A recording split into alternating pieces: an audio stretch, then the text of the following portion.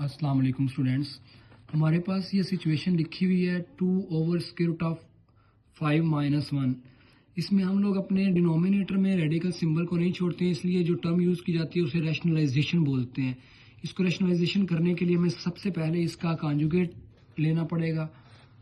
√5 - 1 इसका कॉन्जुगेट √5 बन जाएगा। उसको आप मल्टीप्लाई भी करोगे और उसी के साथ आप उसको डिवाइड भी करोगे।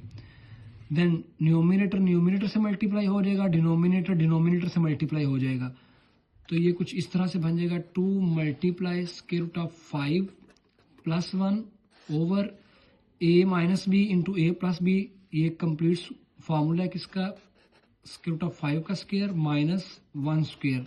इसके लिए जो फार्मूला लगता है वो है a² - b² that is equal to a + b into a - b। ये भी साथ साथ आपने अपने माइंड में रखना है।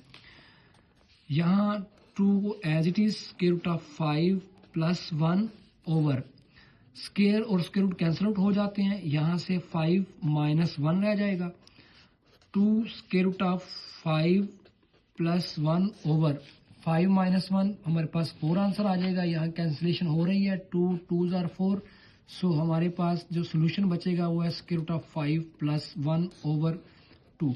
बिल्कुल इसी के साथ दूसरी चीज़ जो रिलेट करके बतानी है वो ये है कि सपोज आपके पास वो आपको दे रहा है 1/x इज इक्वल टू √3 - 2 और आपसे डिमांड कर रहा है कि आप x को फाइंड आउट करो। तो हम क्या करेंगे, अगर हम इसको रेसिप्रोक करें यानी कि उल्ट करें तो ये आ जाएगा, x ऊपर आ जाएगा तो ये इसके इन्वर्स में चला जाएगा। ये लिखा जाएगा 1/√3 - 2। बिल्कुल ये वाला क्वेश्चन बन गया। यहाँ पे भी हमारे पास रेडिकल टर्म डिनोमिनेटर में आ गई है। इसको भी रैशनलाइज करेंगे आफ्टर टेकिंग देयर कॉन्जुगेट। 1/√3 - 2 और इसका कॉन्जुगेट आएगा √3 + 2। इसी से मल्टीप्लाई और इसी के साथ डिवाइड भी हो जाएगा। बिल्कुल उसी तरह से मल्टीप्लीकेशन करेंगे। ये √3 + 2 1 से मल्टीप्लाई हो रहा है, इसलिए ये एज इट इज ही लिखा जाएगा over a + b multiply a - b जो कि होता है a² - b²। ये स्क्वायर और स्क्वायर रूट कैंसिल आउट हो जाएंगे। √3 + 2 हमारा numerator as it is over 3 - 2 का स्क्वायर लिया 4 आ गया। तो यहाँ से हमारे पास जो सिचुएशन बचेगी √3 + 2 ओवर 3 - 4 -1 आ जाएगा। आप इस -1 को डिवाइड भी कर सकते हैं लाइक दिस।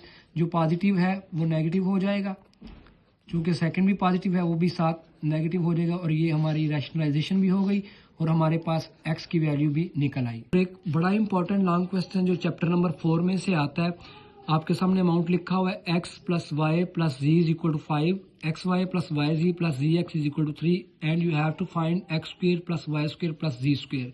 यहाँ एक फार्मूला जो इस्तेमाल होगा, इसके बिना ये क्वेश्चन पॉसिबल नहीं है।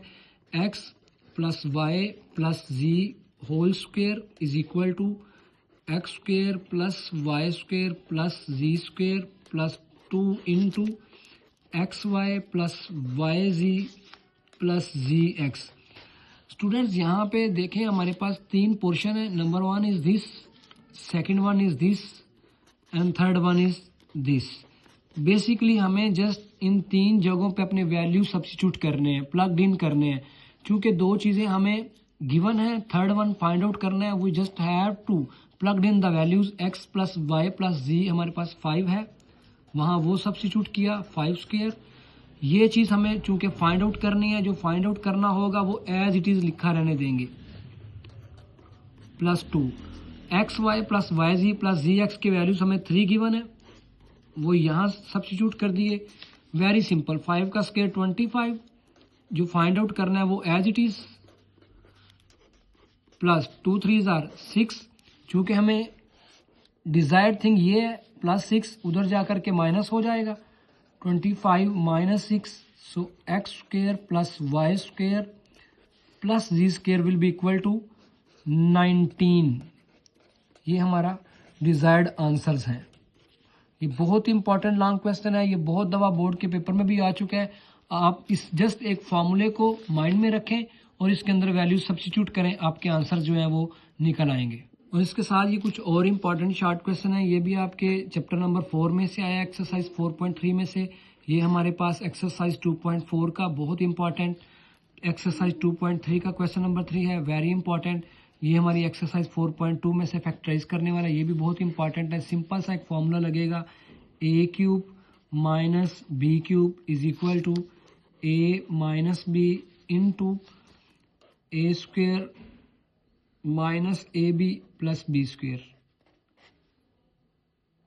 यहाँ पे A square plus A B plus B square, ये हमारा फॉर्मूला बनेगा।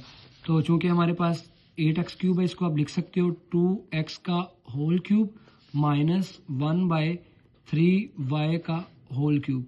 सो इसको आप अपने फॉर्मूले में लिख लेंगे, a minus B into A square plus